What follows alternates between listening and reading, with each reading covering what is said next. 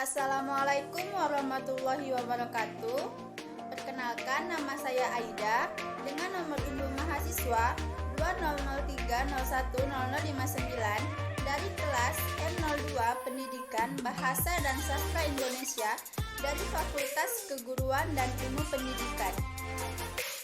Di sini saya ingin memenuhi tugas ujian akhir semester dari mata kuliah Psikolinguistik dengan dosen pengampu Ibu Ahada Wahyusari, SPD MPD. Dengan bentuk tugas membuat video mengenai bagian otak manusia dan fungsinya yang berkaitan dengan berbahasa.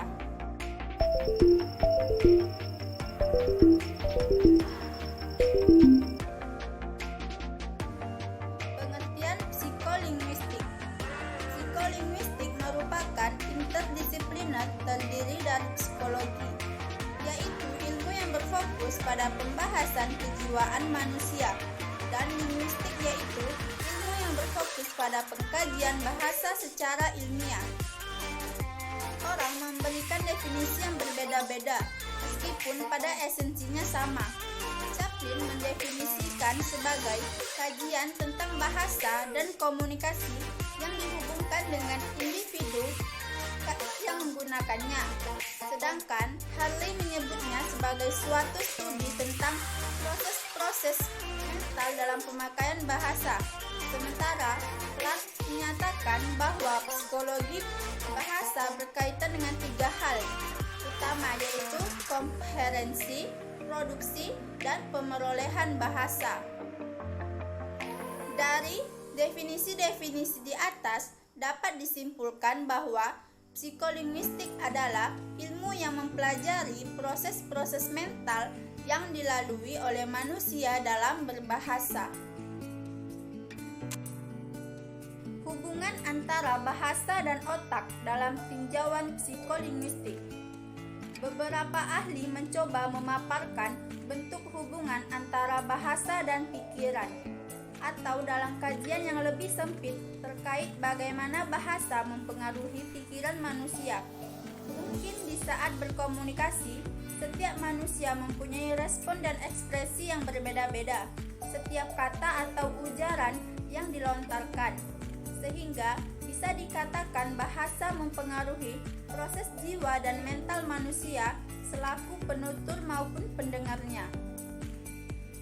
Psikolinguistik juga bisa dikatakan sebagai studi mengenai manusia sebagai pemakai bahasa, yaitu studi mengenai sistem-sistem bahasa yang ada pada manusia.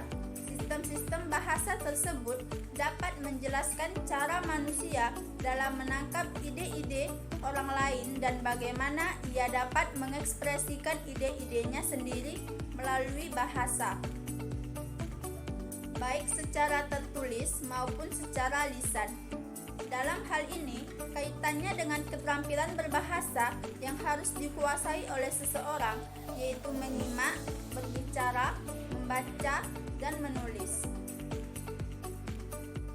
Menurut Whittaker dalam Cahyono, Bambang Yudi 1995-258,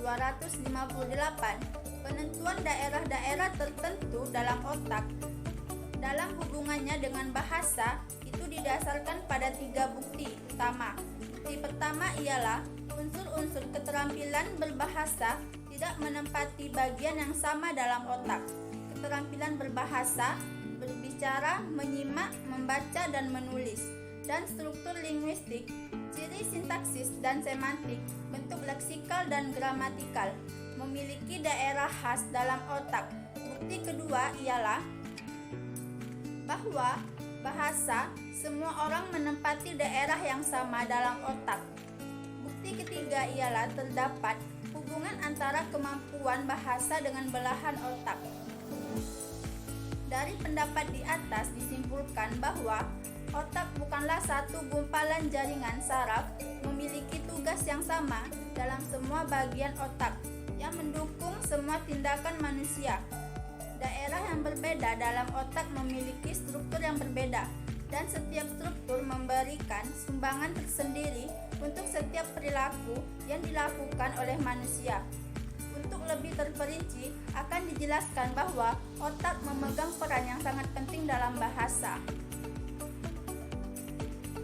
Otak manusia berberat 1.300 sampai 1.400 gram, tapi mengandung kira-kira 100 miliar neuron atau sel saraf. Minda the mind merupakan aktivitas kolektif dari bagian-bagian atau daerah-daerah otak. Untuk memahami minda sangat penting untuk pembangunan nasional dan juga untuk kelangsungan hidup manusia itu sendiri. Untuk memahami minda manusia, kita harus mengetahui aktivitas-aktivitas daerah-daerah atau medan-medan otak. Dengan mengetahui aktivitas-aktivitas daerah-daerah otak ini, kita akan mengetahui dan memahami hakikat fakultas bahasa yang merupakan komponen minda yang unik tersendiri dalam Simanjuntak 2009-184. Secara garis besar, sistem otak manusia dibagi menjadi 3 bagian.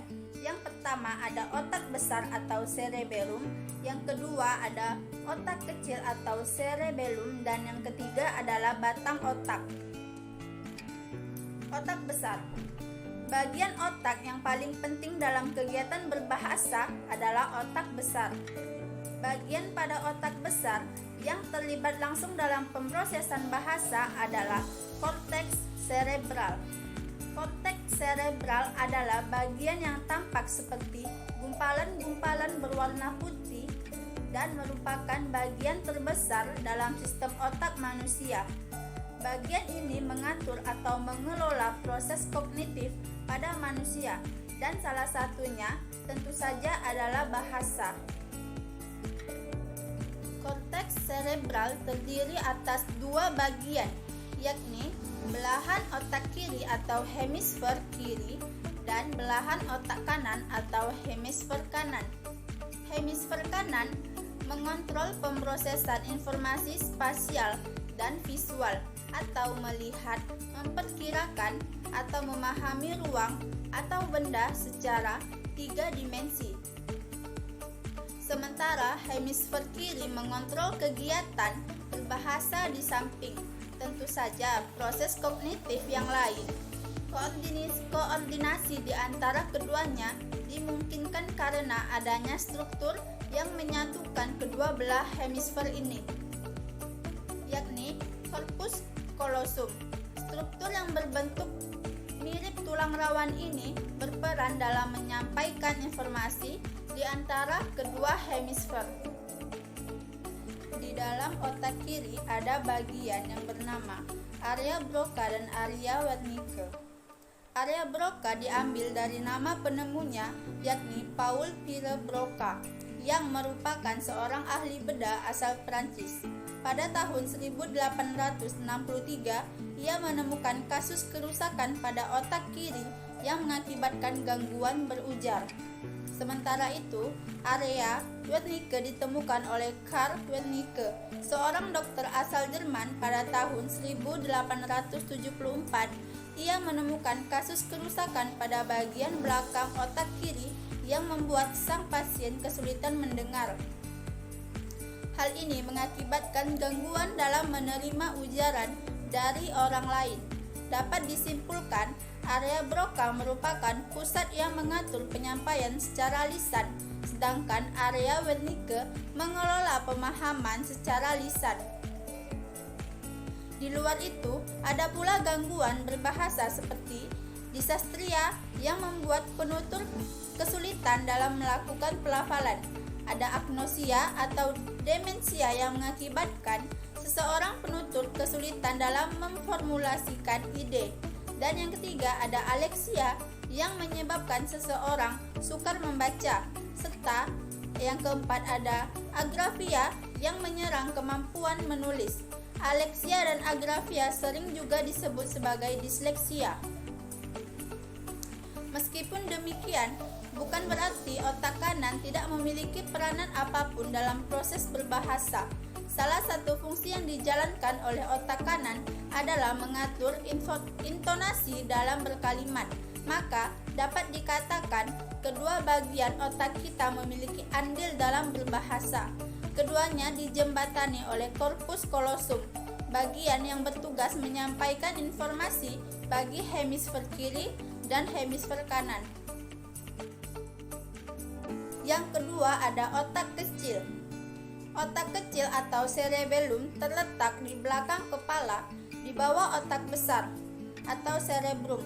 Coba pegang kepala Anda, otak kecil tepatnya berada di paling atas tengkuk leher.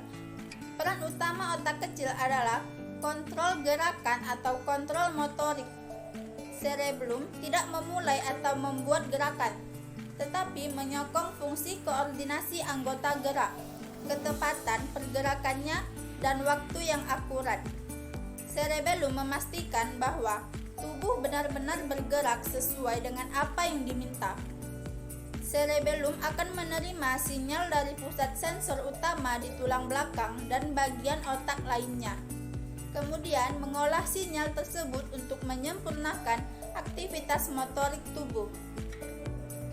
Selain mengatur gerakan, otak kecil juga sedikit banyak terlibat dalam beberapa fungsi kognitif seperti fokus perhatian dan bahasa, serta mengatur respon ketakutan dan kesenangan. Yang terakhir ada batang otak. Batang otak adalah bagian otak yang menghubungkan otak besar atau cerebrum dengan sumsum tulang belakang yang juga merupakan bagian dari sistem saraf pusat dan otak kecil atau cerebellum. Bagian otak ini berada di area belakang bawah atau dasar otak Anda. Bentuknya seperti tangkai atau batang bunga, sehingga bagian otak ini dikenal dengan nama batang otak. Bersama dengan cerebrum dan cerebellum, batang otak membantu memproses informasi serta mengontrol pergerakan dengan banyak sistem tubuh. Batang otak berperan sebagai penyampai pesan antara otak dan bagian lain dari tubuh. Semua informasi dari tubuh yang akan disampaikan ke otak besar dan otak kecil harus melintasi batang otak. Begitupun sebaliknya. Informasi ini termasuk informasi sensorik, seperti sentuhan, tekanan, suhu, dan rasa nyeri, pendengaran, penglihatan, gerakan, ekspresi wajah, serta keseimbangan dan koordinasi tubuh. Selain itu, batang otak mengontrol banyak fungsi dasar pada tubuh. Fungsi ini misalnya detak jantung, pernapasan, tekanan darah, kewaspadaan, menelan, makan, tidur, dan kesadaran. Tak hanya itu, melansir Maitland Plus, batang otak juga mengontrol kemampuan tubuh lain seperti artikulasi berbicara dan berbahasa. Baik, itulah tadi penyampaian mengenai bagian otak manusia dan fungsinya yang berkaitan dengan berbahasa. Jika terdapat kesalahan dalam penyampaian saya tadi, saya memohon maaf dengan mengucapkan wassalamualaikum warahmatullahi wabarakatuh. Terima kasih.